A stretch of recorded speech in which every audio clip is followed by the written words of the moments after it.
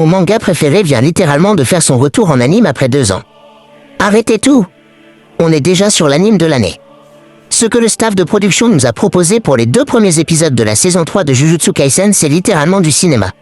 Entre la saison 2 et la saison 3 de l'anime Jujutsu Kaisen, on ressent clairement un changement dans la direction artistique. C'est comme si on suivait l'histoire à travers différents angles de caméra, comme si nous assistions à un film, dénotant des prises de vue et des perspectives habituelles proposées dans l'animation japonaise.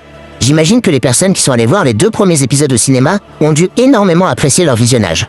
On doit notamment cette approche cinématographique de ces 2 épisodes à Shota Goshozono en tant que réalisateur principal et au storyboard, ainsi qu'à Yusuke Takada en tant que réalisateur d'épisodes. La combinaison des 2 est tout bonnement grandiose. Je viens littéralement d'assister aux 2 meilleurs premiers épisodes que j'ai vus durant cette année 2026. Épisode 1, l'exécution. Selon moi, le point fort de cet épisode, c'est clairement la photographie et la composition des plans réalisés par Teppei Ito, qui sont tout bonnement magnifiques. Le tout, couplé aux musiques d'ambiance de Yoshimasa Terui, nous plonge pleinement au sein du visionnage de l'épisode. L'épisode nous plonge dans un Japon chaotique suite aux événements de Shibuya, où nous retrouvons Chozo et Itadori en train d'exorciser des fléaux. J'aime beaucoup la mise en scène choisie afin de montrer l'évolution de notre protagoniste, dans le sens où Yuji exorcise des fléaux comme si c'était la routine. L'incorporation de moments tranches de vie, comme le lavage de mains de Yuji dans la cuisine, souligne le fait que Yuji est toujours traumatisé par les événements de Shibuya, et qu'il essaye, à son échelle, de contribuer à l'exorcisme en réduisant le nombre de fléaux. Essayons de réduire le nombre de fléaux. Cette phrase a énormément de sens venant du Yuji post-Shibuya, qui n'est désormais plus le gamin naïf du début du manga qui était persuadé de sauver un maximum de personnes. Désormais, il agit en tant qu'individu dans un système où il n'est plus qu'un rouage. De l'autre côté, nous suivons en parallèle le clan Zenin, qui a perdu son chef de clan, Naobito, ayant succombé aux blessures infligées par Jogo. C'est dans ce décor très ordonné et très sobre que nous assistons au chaos de la succession du futur chef de famille du clan Zenin.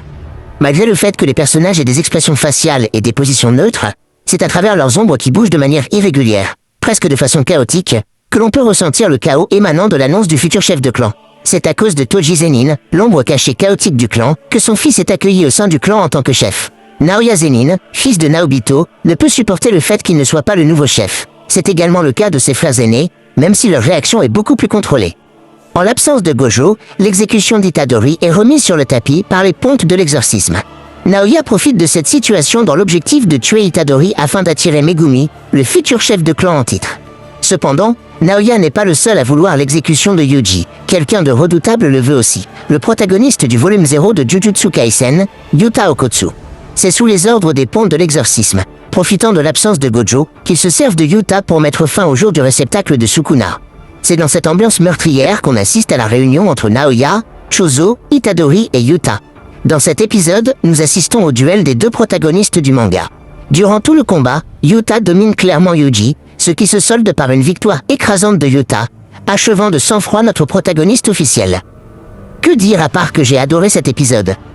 Le rythme, la mise en scène et la composition des plans sont tout bonnement géniaux. J'ai adoré le fait que Shota Goshozono et Yusuke Takada se servent des décors et de la mise en scène pour raconter l'histoire. Cela montre que leur connaissance de l'œuvre sublime tout simplement le manga. Je tiens à les remercier de nous offrir une telle qualité de production pour ce premier épisode. Épisode 2. Recommencer. Que dire? Ce second épisode est lui aussi tout bonnement génial. On retrouve toujours notre duo d'enfer, Shota Goshozono ainsi que Yusuke Takada, prêts à nous en mettre plein la vue. Le point sur lequel brille ce second épisode, ce sont les musiques d'ambiance de Yoshimasa Terui, qui sont placées toujours au bon moment et accompagnent la narration parfaitement sans prendre le dessus. La musique de Jujutsu Kaisen a toujours été l'un des points les plus critiqués par les fans. Je trouve que dans cet épisode elle est particulièrement importante, elle donne un relief de dingue à l'épisode, le rendant plus immersif. Bref, on reprend l'épisode sur le combat entre Naoya et Chozo, séparés du groupe de Yuji et Yuta. Que dire? Ce combat est, à l'instar de l'épisode et de ce début de saison, tout bonnement génial. J'ai adoré l'aspect brut des personnages afin de rendre l'animation brouillonne, dans le bon sens du terme. Le combat est unique et ne ressemble en rien à ce que les autres productions d'animation peuvent proposer. On doit ce combat incroyable à l'un des meilleurs animateurs de la Japanimation, Keiichiro Watanabe. J'ai bien aimé l'aspect symbolique derrière ce combat où Chozo représente l'aîné de la fratrie qui estime et protège ses petits frères, et Naoya le cadet ingrat qui considère ses frères comme des boulets. Finalement, la famille l'emporte toujours sur tout, et Chozo cloue au sol notre cher Naoya, à 2 doigts d'agoniser. Heureusement que Yuta était là pour le sauver et mettre hors d'état de nuire Chozo. Dans ces 2 épisodes, On se rend compte que ce Yuta n'a rien à voir avec le Yuta de Jujutsu Kaisen 0 en termes de force, de flow et de charisme. Sacré glow-up. Après ces événements, c'est par un flashback qu'on en apprend un peu plus concernant les origines de Yuji, notamment la confirmation que l'un de ses géniteurs n'est autre que Kamo Noritoshi, le créateur de la traque mortelle.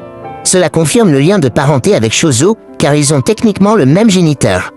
En parlant de la traque mortelle, c'est durant l'Eye Catch qu'on nous dévoile les règles de celle-ci de manière très rapide, en soulignant certaines règles sans trop forcer.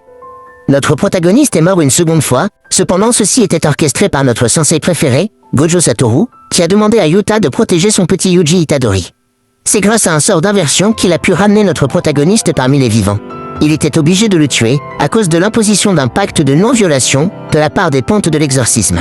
Suite à ces événements, Fushiguro, qui, je le rappelle, est le chef actuel du clan Zenin, demande de l'aide à notre protagoniste pour la traque mortelle.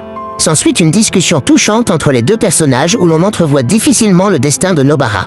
Donc, techniquement, on ne sait pas si elle est morte ou vivante.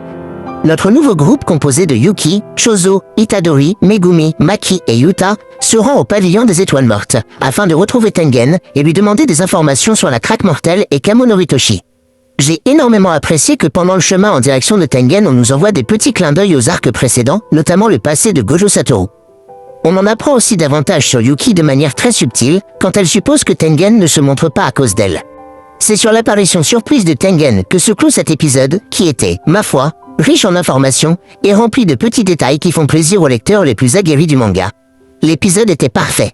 J'ai énormément aimé que Tengen ait la voix du narrateur, ce qui est extrêmement cohérent car je le rappelle, Tengen est omniscient. Il est donc extrêmement pertinent qu'il sache tout depuis le début et qu'il nous guide depuis le début du manga. Voilà, on arrive à la fin de cette review sur les 2 premiers épisodes de Jujutsu Kaisen. J'espère qu'elle vous a plu, je vous dis à la prochaine pour, je l'espère, une nouvelle vidéo. La bise les chatons!